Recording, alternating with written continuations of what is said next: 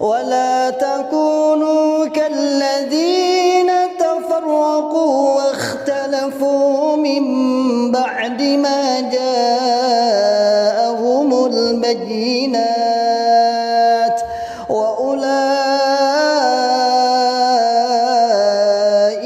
لهم عذاب عظيم.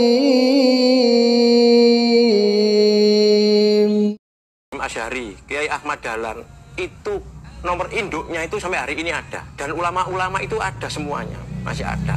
Nah itu yang sekarang yang dikaji oleh ustadz kita yang sudah dimurtadkan itu, Ustadz Khalil, Ustadz Ajis, Ustadz Abdullah Mas'ud, itu semuanya ada. Jadi tahu kalau mohon maaf di LDI Nur Hasan katanya punya sanad sampai sanadnya hilang di becak, itu apa yang tadi nggak ada, itu bohong semuanya ya.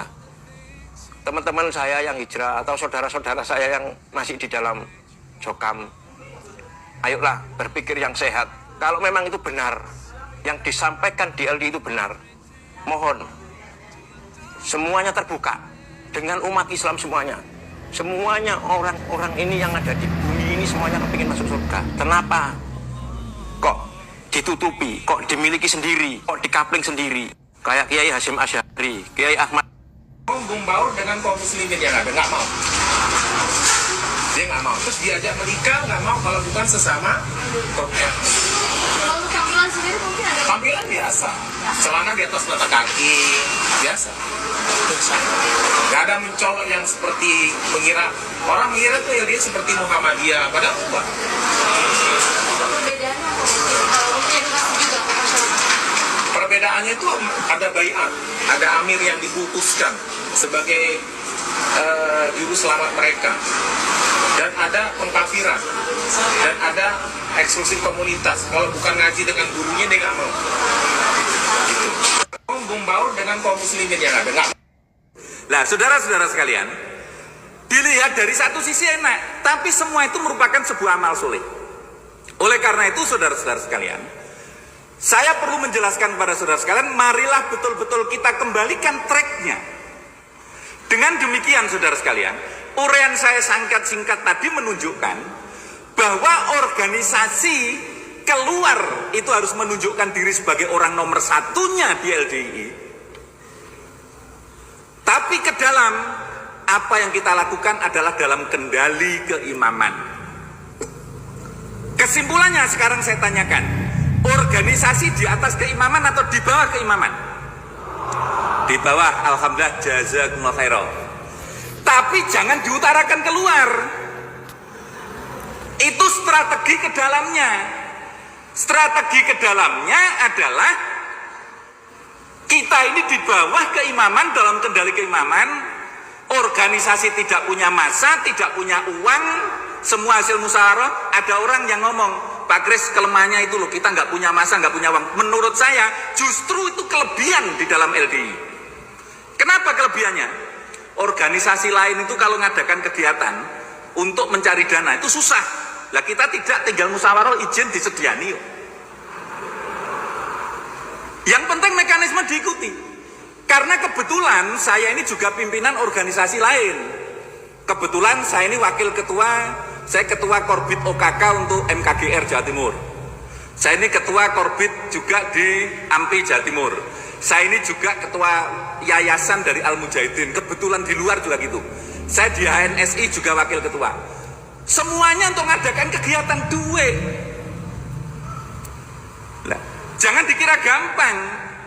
Ngajukan sana susah. Tapi kita di dalam jamaah tinggal mekanisme musyawarah, ngajukan keimaman, prosedur diikuti, jalan. Menurut saya inilah sebuah kelebihan. Oleh karena itu saudara-saudara sekalian, kita harus tahu positioning dari organisasi itu, yaitu sekali lagi saya simpulkan di bawah keimaman.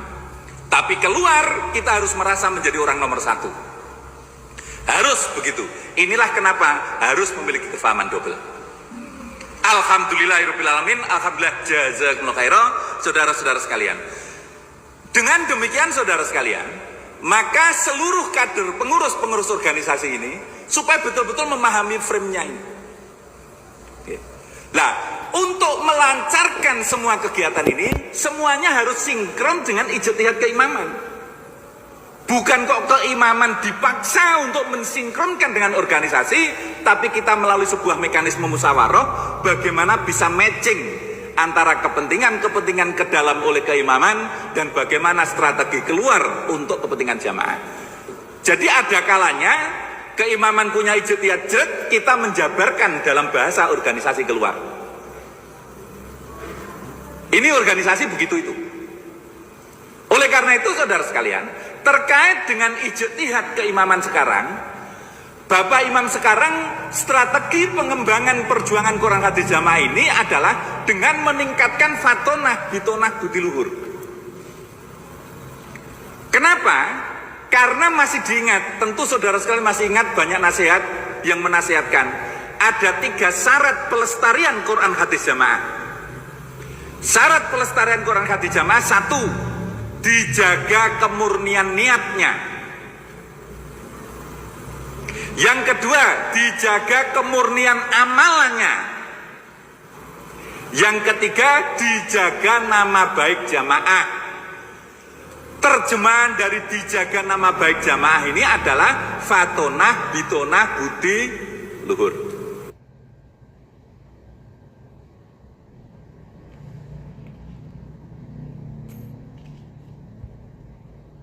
Bismillahirrahmanirrahim. Assalamualaikum. Saya Adam Amrullah. Saya pernah di Islam Jamaah LDI bahkan sejak lahir, yang kalau di total 36 tahun, kelamaan ya.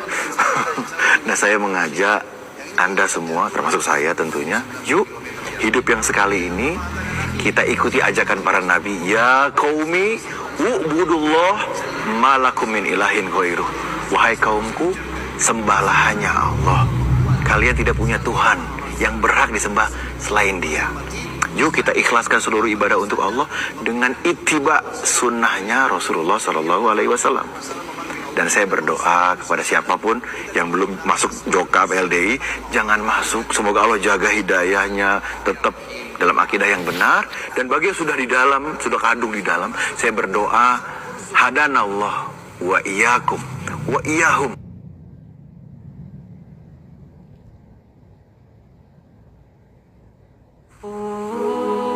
Kesombongan yang sesungguhnya itu dibuktikan dengan dia tidak pernah terima dengan kebenaran. Kalau disampaikan kebenaran dia nggak terima. Terus wa'alhamdun nas, hatinya meremehkan manusia. Ini harus kita bersih. Ini hakikinya atau pondasinya kesombongan yang akan menghilangkan kerendahan hati, harus dibuang. Tidak ada kesombongan. Saya kalau baca ini saudara teringat orang di titik sombong tidak terasa. Mana itu? Di Islam Jamaah.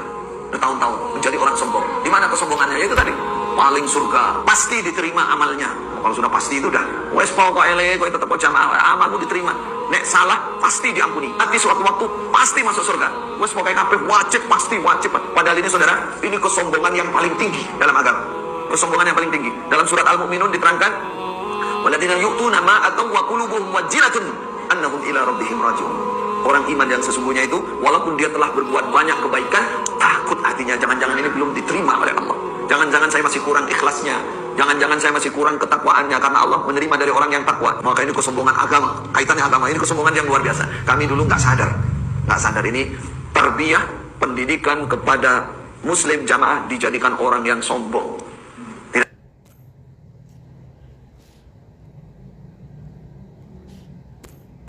Bismillahirrahmanirrahim. Assalamualaikum. Jadi kalau ada suara-suara yang menjelekkan Islam Jamaah, itu saya harus menghadapi dengan cara fatonah bitonah biduluyur supaya Islam Jamaah aman. Itu pada saat jadi pengurus. Tapi kalau sekarang, ya saya buka semuanya. Bagaimana perilaku kepengurusan itu? Karena saat di pengurusan tidak hanya setahun 2 tahun. Saya jadi pengurus tingkat kota 20 tahun.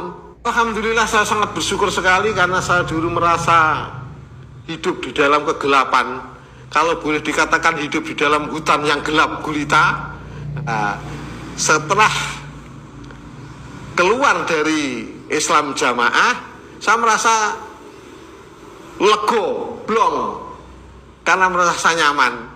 Saya kumpul dengan siapa saja yang mengetahui bahwa saya di maklumat. Saya keluar dari Islam Jamaah, mereka sangat bersyukur ketemu dengan saya, termasuk acara tadi atau acara sebelumnya itu sangat senang sekali setelah saya keluar dari Islam Jamaah, dan dia malah memberi spot karena pembohongan publik itu. Kalau yang keluar itu nanti itu dueblek, udah kuat makan, bekerja yang gini, bohong itu ternyata.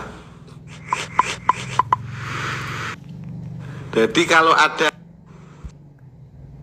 orang jamaah, halo orang jamaah, sampean jatuh cinta kepada orang luar jamaah.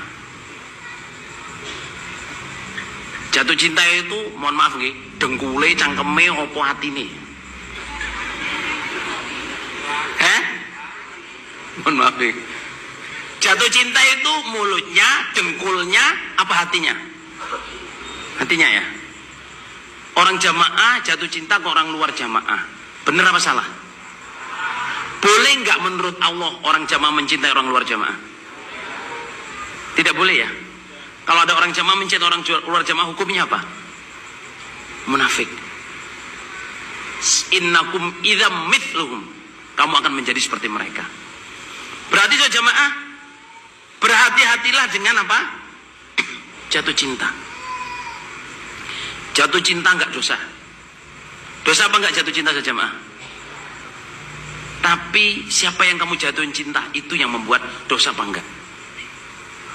Siapa sih yang bisa menolak jatuh cinta, saudara? Wong liya gak enek sing seneng, orang lain gak ada yang suka. Tapi kalau udah jatuh cinta, saudara, dibelain. Lah ya wong wireng jatuh cinta toh. Justru itemnya itu yang saya suka, misalnya. Lah ya wong pesek kok kamu sukanya, masalah. Justru karena peseknya itu biar mepet. Lah ya wong mulutnya domble gitu, tahu mulutnya? Bibirnya domble, enak kayak gula-gula. Well, orang itu kalau udah jatuh cinta, saudara jamaah, semuanya yang menurut orang lain gak masuk akal itu menjadi indah. Tapi itu pekerjaan mana, saudara jamaah? Pekerjaan hati. Lah kita jangan mencintai orang luar jamaah. Ini saya cuma cerita tentang amalan loh ya. Saman sholat, ibadah haji, zikir apa, saman jatuh cinta dengan orang luar jamaah. Saman bersetuju dengan orang yang tidak mau berjamaah, hukumnya munafik. Orang jamaah, halo orang jamaah, sampean jatuh cinta kepada orang. Benarkah keluar LDII jadi the black atau hina? Baik, itu sebenarnya doktrinnya memang sejak dulu ya, sejak kecil kita mendengar bahwa katanya kalau nanti kamu keluar dari sana akan seperti ini kehidupanmu dan seterusnya. Karena kita belajar tauhid, saat kita keluar justru yang pertama kali kita pelajari adalah kitab tauhid. Nah, disitulah keyakinan kita. Sesungguhnya doktrin seperti itu atau ancaman-ancaman seperti itu sesungguhnya adalah ancaman yang tidak berdasar, yang sama sekali tidak kuat, itu lemah sekali ancamannya. Karena yang memberikan rezeki adalah Allah Subhanahu wa taala. Kita belajar dari tauhid rububiyah. Benarkah keluar LDII jadi the black?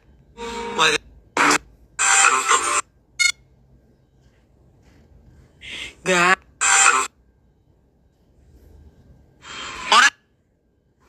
Saya yakin bahwa seluruh alam, seluruh jagat, seluruh dunia, satu-satunya jalan masuk surga selamat di neraka buat seluruh manusia ini hanya 354. Hanya Quran, hadis, jamaah. Di luar itu semuanya syarrul bariyah. Di luar itu semua aduullah, ahlun nar, kafir, najis semuanya. Yang pasti masuk neraka kekal abadi. Karena ilmunya tidak mangkul, hidupnya tidak halal, tidak membeat amir. Saya yakin bahwa kalau saya mati sewaktu-waktu, saya pasti surga. Dan saya kasihan pada manusia, kerabat saya, keluarga saya yang masih belum beat. Maka saya kerja keras dengan segala cara. Tujuan menghalalkan segala cara. Supaya mereka bisa selamat di neraka, bisa masuk ke surga. Karena selagi mereka belum ngaji mangkul, selagi belum beat pada amir, pasti masuk neraka. Jadi doktrin utama, doktrin pokok 5 tadi. Panjang saya di Mekah, di Tanah Suci, dan full banyak hidup saya di Masjidil Haram, saya gunakan sepenuhnya untuk takarub ilallah. Untuk melaksanakan cita-cita saya, konfirmasi kepada ulama-ulama besar yang diakukan oleh dari guru saya, terutama guru-guru dari Madrasah Darul Hadis. Singkat cerita, tidak ada seorang pun dari mereka yang membenarkan ajaran mangkul dari Nur Hasan Ubaidah alias Madigol ini. Bahkan guru besar yang sampai sekarang masih hidup dan menjadi guru yang sangat dicinta oleh kaum muslimin di Madinah, Syekh Abu Bakar Al-Jazairi. Saya ingat betul, saya datang bersama Abdul Dohir yang sekarang menjadi amir. Setelah Nur Hasan Ubaidah ayahnya meninggal tahun 82, Abdul Dohir di Beat di depan mayat ayahnya menjadi amir sampai sekarang. Saya yang KGB, Khawarij gaya baru. Marah beliau yang ujub takabur, mengafir-ngafirkan sesama Islam dan sebagainya. Pergi, tobatlah, takutlah pada Allah dan sebagainya. Saya ingat begitu. Itu rasanya mau pecah kepala ini. Di tengah-tengah puncak prestasi saya sebagai gembong. Wow, ada air pun.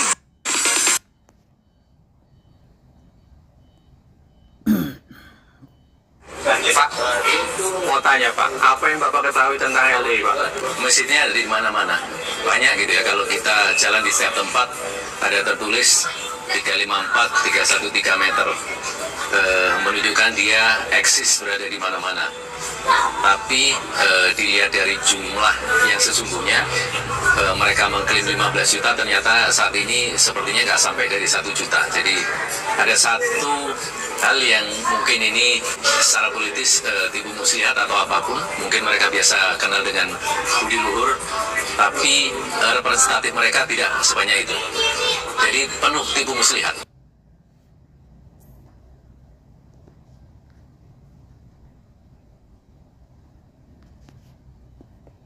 Syahadat dan beat itu sesuatu yang nggak bisa dipisahin sejak zaman Nabi masih hidup.